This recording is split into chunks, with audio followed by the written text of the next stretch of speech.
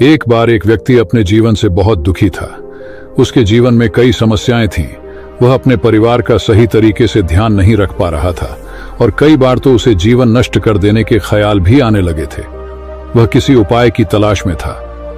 इसी चिंता के साथ वह एक महात्मा के पास पहुंचा और उनसे कहा, मुझे जीवन में बहुत परेशानियों का सामना करना पड़ रहा है। मैं अपने परिवार की देखभाल भी सही ढंग से नहीं कर पा रहा हूं। मेरा बुरा वक्त चल रहा है।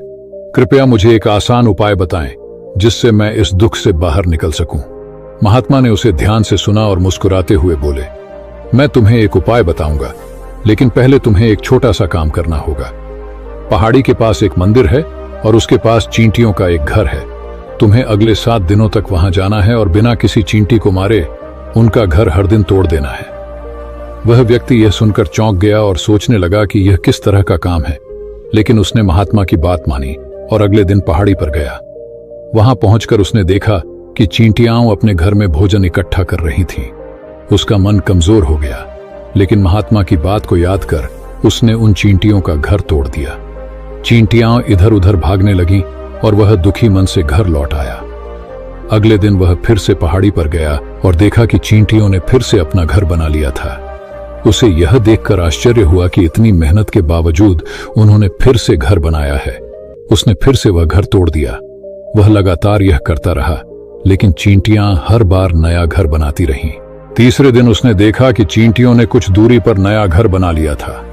इस बार उसने गुस्से में आकर उनका घर तोड़ते वक्त कुछ चींटियों को कुचल दिया। जब उसने यह देखा तो उसका दिल भारी हो गया। वह समझ नहीं पाया कि महात्मा उससे ऐसा क्यों करवा रहे हैं।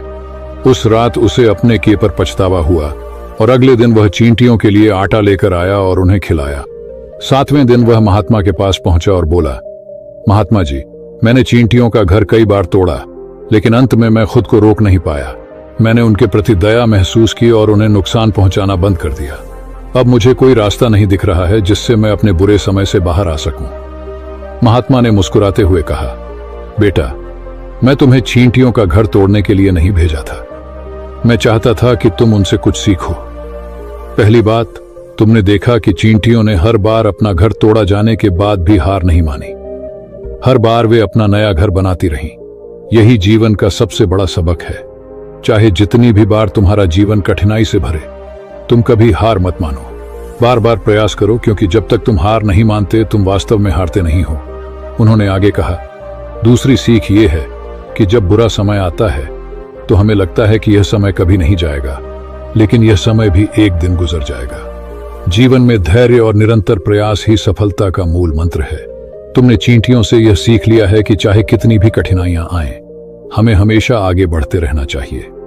महात्मा की बातें सुनकर वह व्यक्ति समझ गया कि जीवन में कठिनाइयों का सामना करना ही सफलता का रास्ता है। उसने महात्मा से विदा ली और अपने जीवन को नए उत्साह और आत्मविश्वास के साथ जीने का संकल्प किया। अगर यह कहानी आपको प्रेरित करती है तो इस वीडियो को लाइक और शेयर करें